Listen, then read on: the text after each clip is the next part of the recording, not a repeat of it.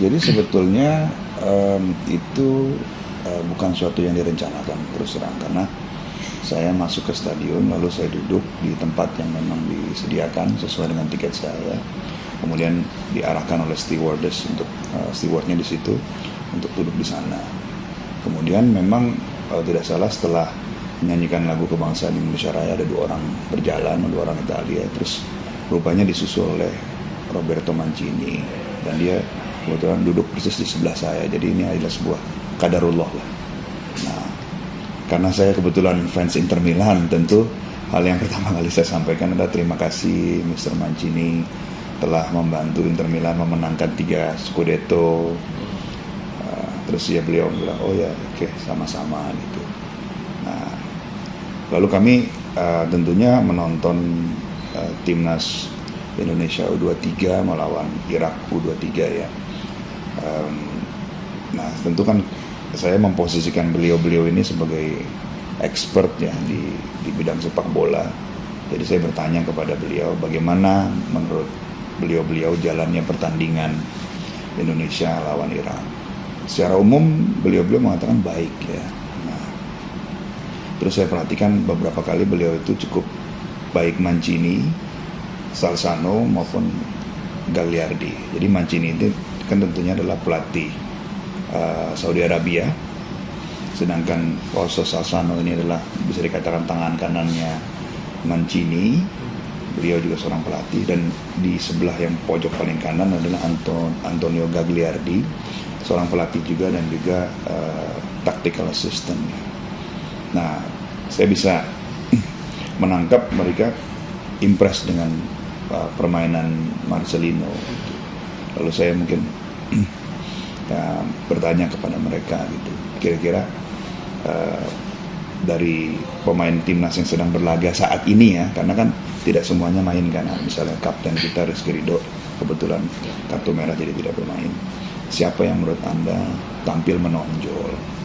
Lalu mereka menyebut nomor 7 ya kan, yaitu Marcelino. Karena mereka tidak hafal nama, tentu mereka menyebut nomor ya, nomor 7, nomor 6 yang cetak gol kan Ivarianer, kemudian nomor 10 dan nomor 23.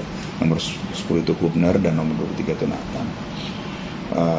Terus kita juga sempat ngobrol mengenai Como, mengenai Jeizdes ya. Saya mengatakan kepada beliau, Mr. Mancini, we have a player that is currently playing in Serie B in Venezia, namanya Jeizdes gitu kan. Nah, jadi saya kemudian bertanya, menurut bapak-bapak gitu, kira-kira 4 pemain yang disebut menonjol ini bisa nggak kira-kira bermain di level yang sekompetitif Serie B dalam waktu dekat gitu. Karena ini kan benchmarking ya, benchmarking dalam arti kata tentu beliau-beliau ini adalah ahli di Liga Italia ya, hafal luar dalam ya. Lalu kedua itu adalah mereka juga melihat pemain kita kan, jadi kira-kira bisa membandingkan. Dan juga jangan lupa JSDS itu menjadi barometer kan, karena dia adalah pemain senior kita gitu. Dan kalau kita lihat kan memang Ivarianer bermain di divisi 2 Belanda, kemudian Justin Hubner di divisi 1 Jepang, tapi sebelumnya di U21 Wolverhampton. Kemudian Nathan Echoe main di Herenveen ya, walaupun mungkin belum starter ya, belum konsisten jadi starter. Dan keempat adalah Marcelino yang bermain di divisi 2 Belgia. Jadi makanya saya menggunakan seri B sebagai anchor gitu. Mungkin kalau seri A agak ketinggian ya secara logika. Nah di situ saya juga cukup bahagia gitu mendengar bahwa mereka berpendapat bisa, terutama Salzano ya. Salzano itu yang lebih aktif berkomunikasi, sedangkan Mr. Mancini itu mengamini.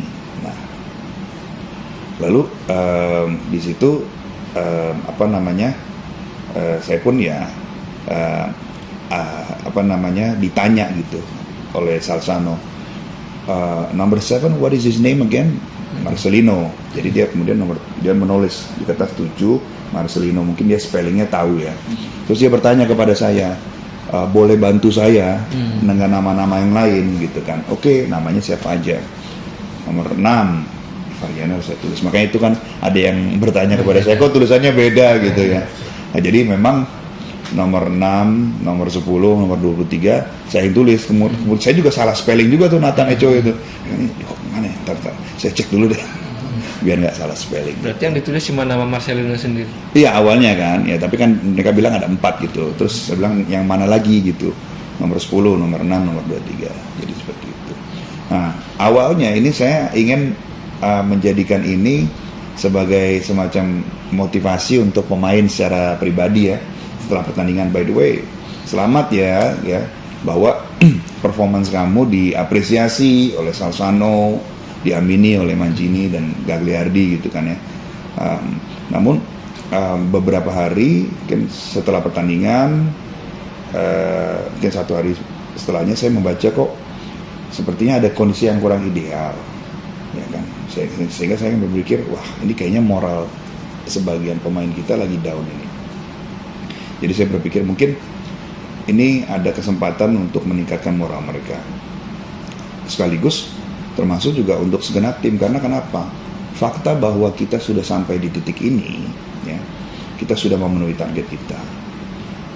Timnas kita berprestasi dan juga para pemain kita diakui kehebatannya. Nah, dan fakta bahwa karena kita berhasil sampai kepada fase ini membuka berbagai macam peluang. Karena kenapa? Ketika kita hadir di misalnya perebutan juara 3 ataupun final, itu kita tidak tahu siapa yang akan duduk di bangku VIP dan VVIP. Boleh jadi itu owner club, talent scouting team, ataupun pelatih sekaliber Mancini sendiri dan timnya yang melihat menikmati pertandingan sekaligus mungkin mengevaluasi ataupun mencari-cari bakat dan sebagainya ya. Saya tidak tahu objektif beliau apa. Gitu. Nah, disitulah saya pikir ini kesempatan. Setelah saya berkonsultasi sama kawan-kawan saya, akhirnya saya ya sudahlah, saya sampaikan saja ke publik. Jadi tujuan untuk motivasi. Alhamdulillah secara beberapa DM yang masuk ke saya gitu dari pemain itu, mereka sangat happy gitu. Jadi thank you, ini menjadi motivasi saya untuk menjadi lebih baik gitu segala macam. Jadi dari pemain-pemain yang disebut itu menjadi motivasi gitu. Mungkin pertimbangan kan ini lihat post postingan yang agak terlambat nih ketika kejadiannya. Mungkin kan saya perlu tambahkan sebelum itu, sebetulnya Gagliardi saya juga baru sadar yang tactical assistant itu posting sebelum saya.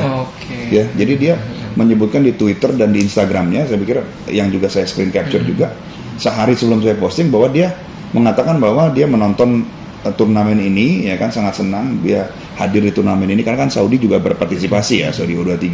Ya tentu sebagai pelatih timnas senior Saudi dan tim kepelatihannya Mancini, dia kan juga hadir di berbagai macam matches karena ini kan terkait juga dengan kompetisi yang dialami oleh Saudi.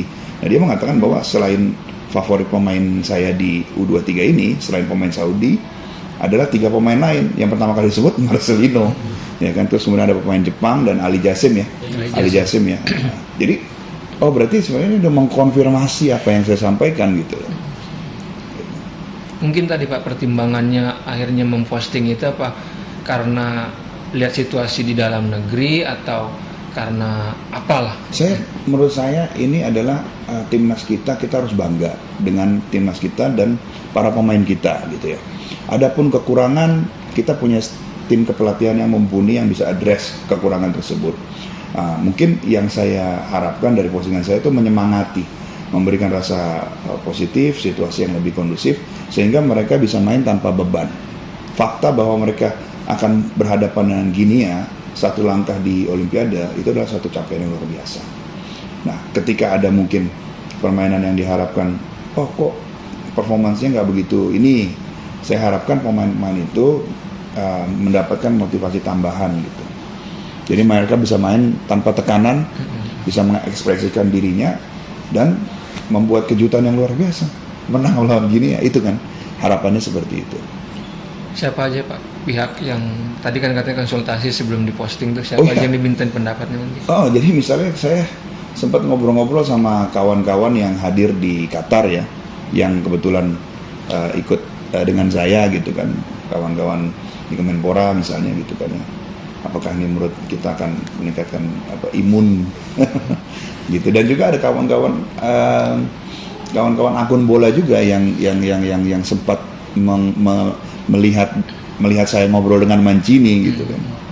Jadi mereka mengatakan, Pak, kasih tahu lah ini kan berita baik harus dibagikan biar motivasinya semakin tinggi. Jadi akhirnya saya memutuskan sudahlah saya posting, mudah-mudahan memberikan motivasi tambahan. Itu saja sih sebetulnya. Terima kasih sudah menonton. Silakan subscribe, like, dan jangan lupa komen di bawah ya Bola Spotter.